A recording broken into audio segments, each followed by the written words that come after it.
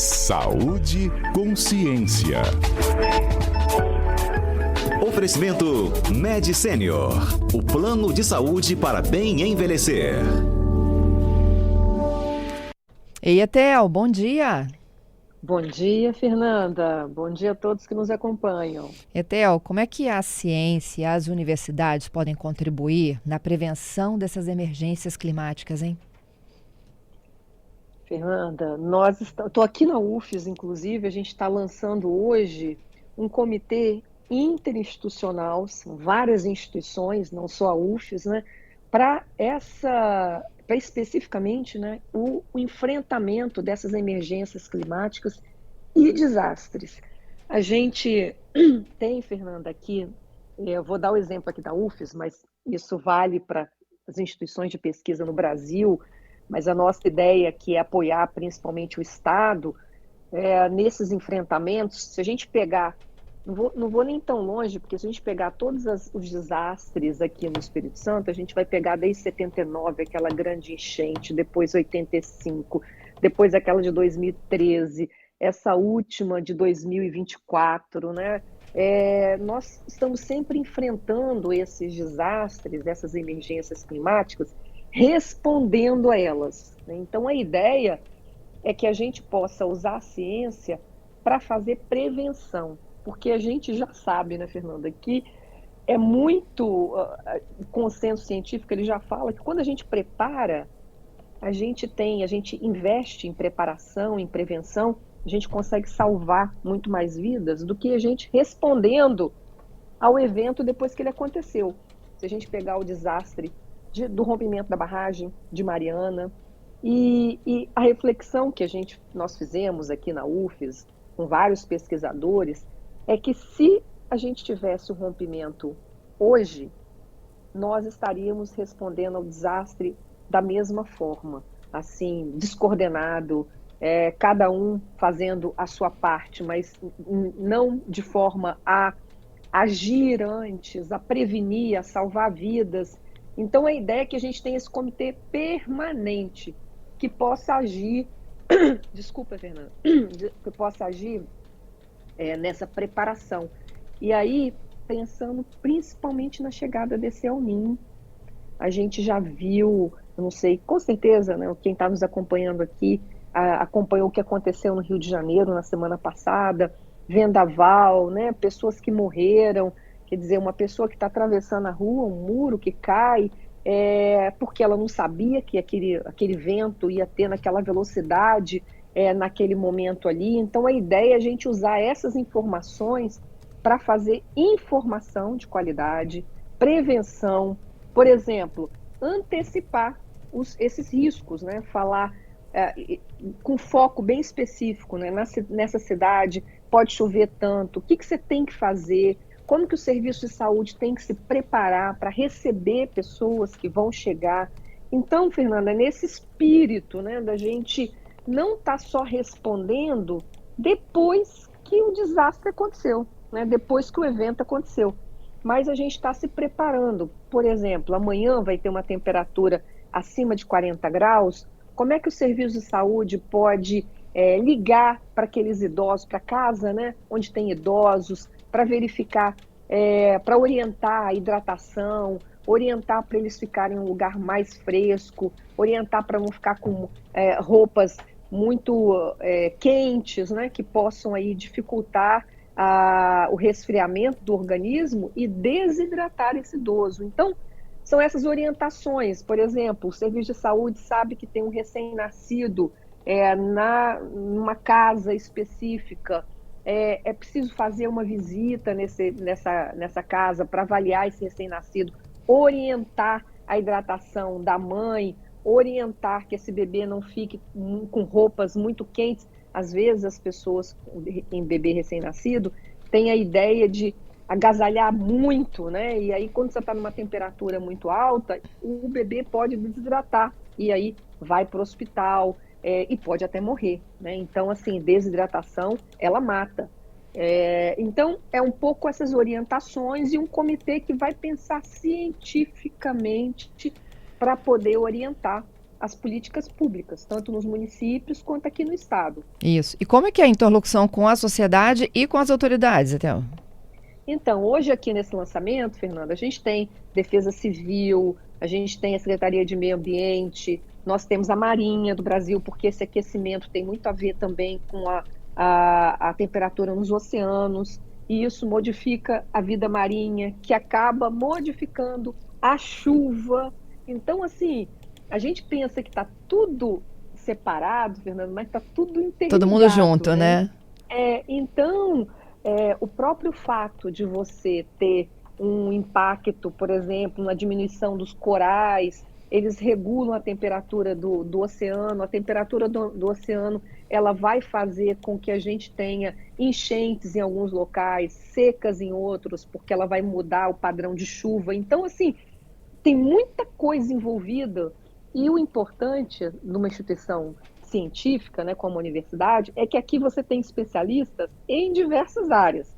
Eu sou da saúde, mas você tem aqui um especialista em oceanos, você tem um outro especialista só em clima, você tem um especialista que é em poluição ambiental, você tem... Então, essas inteligências, né, essas expertises, elas vão ser utilizadas para ajudar a população, né, ajudar os governos, as políticas públicas, para que a gente possa aí ter o menor impacto possível. E aqui, especificamente na universidade, aqui na UFES, Fernanda, a gente tem eu diria assim, um legado de aprendizado com o rompimento da barragem de Mariana. Sim. E esse desastre do Rio Doce. Muitas coisas foram aprendidas aí desse monitoramento, do que tem acontecido, as próprias modificações nos ecossistemas, o que isso está interferindo. Então, todo esse aprendizado também, ele pode ser utilizado para prevenir que outros aconteçam. Então, eu diria assim, todo esse conhecimento que foi acumulado, né, ao longo desses 10 anos, mais especificamente desse grande desastre aqui, ele vai também ser revertido para a gente poder prevenir outros. Então, essa é a ideia do comitê, que está sendo coordenado pelo próprio reitor aqui da universidade, professor Eustáquio, que é da área de Química. Então, cada um na sua área, né, de conhecimento, pegando esses pesquisadores que já têm uma experiência, para que a gente possa construir aí um caminho coletivo, né, para ajudar, principalmente focando aí, a gente está muito preocupado com o El Niño e os efeitos dele aqui no nosso estado. O Etel, e até a área das fake news, né? Porque o que a gente precisa de falar também de mentira que circula nessa rede social. Exatamente, Fernanda. Esse assim, é um papel fundamental e o papel aqui da Rádio CBN Vitória é mais fundamental, porque tem uma audiência grande, as pessoas vão ouvindo quando vão se deslocando, as pessoas vão ouvindo no trabalho, as pessoas vão ouvindo aí em vários ambientes. E é tão importante a gente levar uma informação de qualidade, primeiro para dizer assim, eu vou dar a gente já falou sobre a El Niño aqui, mas eu vou dar um passinho para trás, porque às vezes as pessoas, elas, o que é esse El Niño, né? Parece uma coisa assim do outro mundo, mas é um fenômeno que ele acontece desde sempre. É um fenômeno que tem a ver com a temperatura no Oceano Pacífico. Só que o Oceano Pacífico, a gente estuda lá na aula de geografia, Oceano Pacífico, Oceano Atlântico, como se fosse tudo separadinho. Mas a gente tem correntes que vão afetando, né, aqui o Atlântico. Então, o que está acontecendo lá no meio do Oceano Pacífico, que a temperatura fica mais quente, afeta a nossa agricultura. Então, assim, aquele café que você vai tomar, o alface que você vai comer, o tomate vai ser afetado, porque a gente vai ter menos chuva em alguns locais e a gente vai ter muita chuva em outros locais. Então, é esse desequilíbrio que a gente chama de mudanças climáticas, né? O que a gente vê, assim, esse padrão que vai se modificando porque a temperatura do planeta está mudando. A gente está vendo grandes geleiras, né, que estão se desfazendo, e isso inunda outros locais, porque nada desaparece, né, gente? Quando uma geleira derrete, essa água ela vai sendo levada para outros locais. Eu não sei se vocês viram, se você viu, Fernanda, ontem, o Danúbio, o rio lá na Europa, né, que estava seco. Então, assim, a gente tem fenômenos que nunca foram vistos antes. E é isso que a gente chama de mudança climática. Mudança climática é tudo. E o El Niño é isso que acontece, esse fenômeno climático que acontece especificamente no Pacífico, que chama Pacífico Equatorial, que é abaixo da linha, ali na linha do Equador, que tem uma modificação. Ele sempre acontece todo ano, tá, gente? Assim, desde sempre. Só que o que tem acontecido? A temperatura está ficando mais quente lá nesse oceano. E por conta disso, vai mudando o padrão de chuva que a gente recebe em alguns locais e que não recebe em outros. Então, por exemplo, a região centro-oeste vai ficar mais seca, a região sul vai chover muito mais, então um volume de chuva muito maior. E isso afeta a agricultura, isso vai afetar a saúde, isso vai afetar, né, os animais, então está tudo junto. É um pouco isso quando a gente fala de emergência climática e desastre, porque aí as pessoas vão ter que ser deslocadas. A gente viu ontem no Rio de Janeiro, né? Semana passada, um monte de casa destelhada, pessoas, carros que foram levados, né? Você vê assim, a violência, né, do vento de mais de 100 quilômetros, pessoas que morreram. Então, isso tudo é o efeito, né, desse aquecimento do clima, né, do planeta, e isso afeta todos os setores e também a nossa saúde, Fernanda. Sem dúvida. Etel, falando um pouquinho mais ainda de fake news, né, e de redes sociais, eu fiquei impressionada com aquele fenômeno de Ceuta, né, dos marroquinos que entraram naquele território espanhol, porque eles também foram impulsionados pela rede social, de que eles estavam dando abertura para imigrantes. Exatamente. Então, a gente tem que ter muita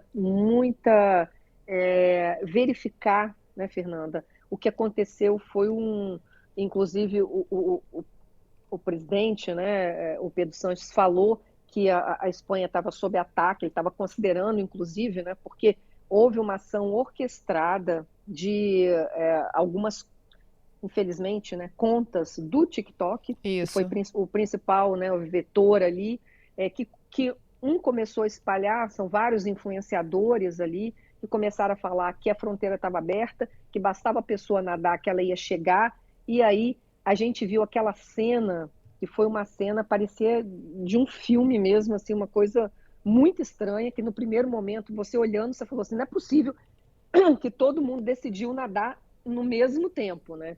Tinha uma coisa estranha ali, e agora a investigação aponta para isso que aconteceu. A mesma coisa, Fernanda, esses desafios de internet que coloca principalmente adolescentes, crianças em risco, que manda a criança ou adolescente fazer alguma ação, ficar não sei quanto tempo sem respirar, enfim, são coisas assim que a gente fala que não é possível que está acontecendo, mas está acontecendo. Então, ter muita preocupação, né? Eu acho que tem que ter uma preocupação dos familiares, preocupação da gente mesmo quando a gente recebe alguma dessas informações, de verificar a veracidade.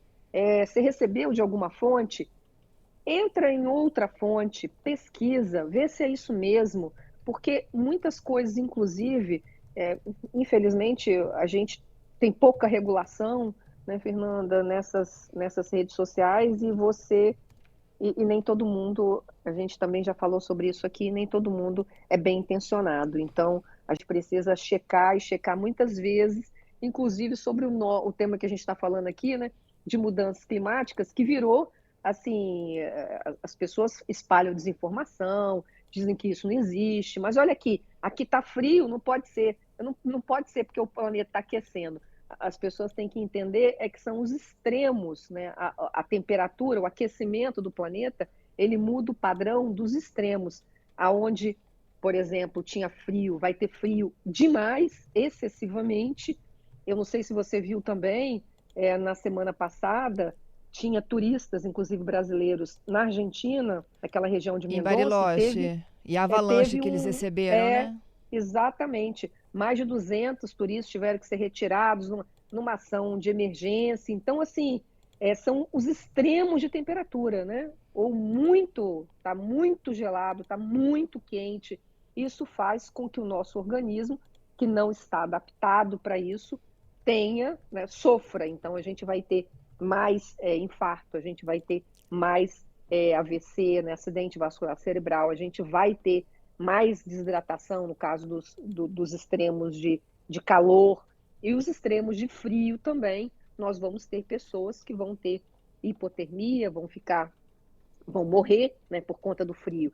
Então, você tem esses extremos, e as inundações e as secas muito profundas. Então, é essa preparação, né, que a gente precisa pensar em mecanismos, inclusive, para sobreviver a isso. E isso significa pesquisa. Por exemplo, plantas, e aqui na UFES, vou dar alguns exemplos, tem gente que só estuda café, né? Tem pesquisadores que estudam melhorias de café, tem pesquisadores que estudam mamão, tem pesquisadores que estudam várias dessas plantas. Uhum. Como que você pode, inclusive, fazer melhorias para que aquela muda ela consiga sobreviver absorvendo menos água? Então, tudo isso é objeto, né, de pesquisa, de ações que nós podemos fazer, né, usar a ciência que a gente tem para melhorar ou para nos adaptar a esse novo clima que não vai voltar ao que era antes. A gente vai ter